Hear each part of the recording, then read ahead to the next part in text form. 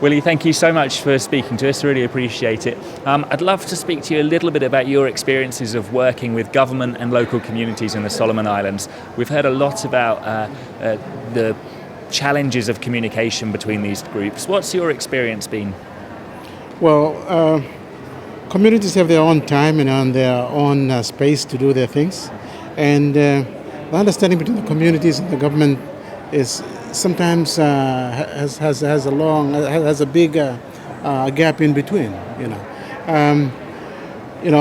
There are important messages that when government goes out to international meetings, it does not transmit down to the people in the communities and the villages. Also, one of the challenges that we face is that in Solomon Islands, government do not own land. The land is owned by the people in the community. So whatever happens on the land, the people in the community determines it. So if they agree to it or if they said yes to it, then that happens. Of course, they are the people in the Solomon Islands, and the government has the mandate, both nationally and internationally, to what happens in the country. The messages that we have to bring across to them, like, for example, in this situation, there's climate change. It's a very difficult topic for people in the village to understand. Sometimes media portrays something that is going to happen now, or sometimes they misinterpret it, like you talk about natural disasters or disaster awareness. People sometimes confuse like earthquakes and tsunami, which we have experienced, as part of climate change. So this gets to the people in the villages as well. So they have mixed idea about that. So the challenges that we have, like I have as a person that lives between the community and the government, is to help them understand. And what methods of communication are you using to encourage participation from communities and effective communication between these different groups? Communication methods differs. I mean, in the local communities, storytelling is one very important thing that happens. Like information that passes down from successive generations down to the younger generations, it takes time. So to go into the community and come out and expect to get something, that does not work. You have to go in and spend some time and sit down with them and live with them and walk with them and do something activity with them. They will have confidence in you, and they will tell you about what the information that is happening in the community. And in that way, you will understand that as well. That is one way. Another way is video, pictures. If you take a picture or video of something that is happening in another part of the world and you go down to the village and you screen that, the whole community will come and watch it. And in that way, it makes them think as well. And they will come up with new ideas and sort of, if they were in that situation, what will happen? And so that are some of the ways that we use to bring across messages.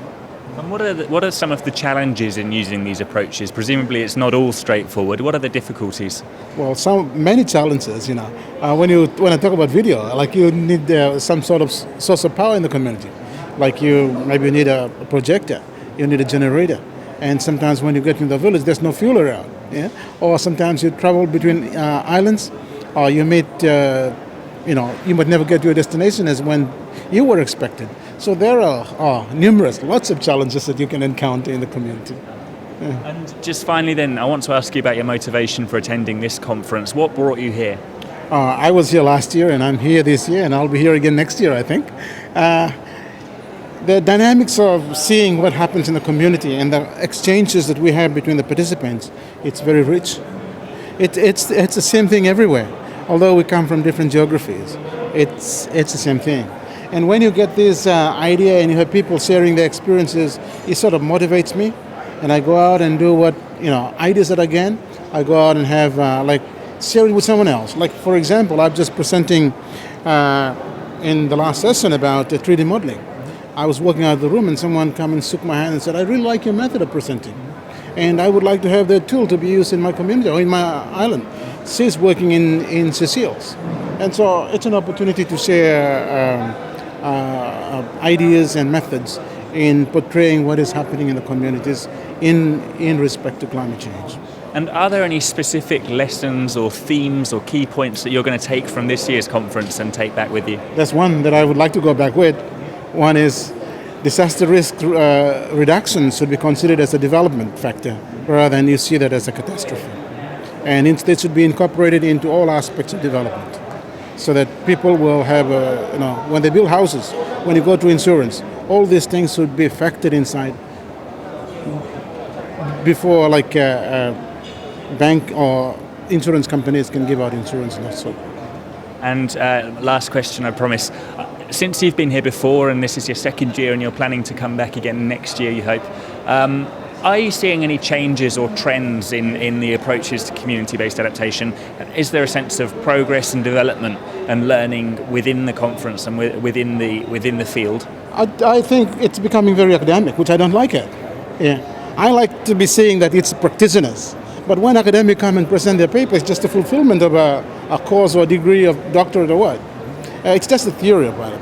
But when you come down and really see practitioners happening on the ground, to me, that's the bottom line. That's what matters because it determines life and death. Willie, thank you so much for speaking to us.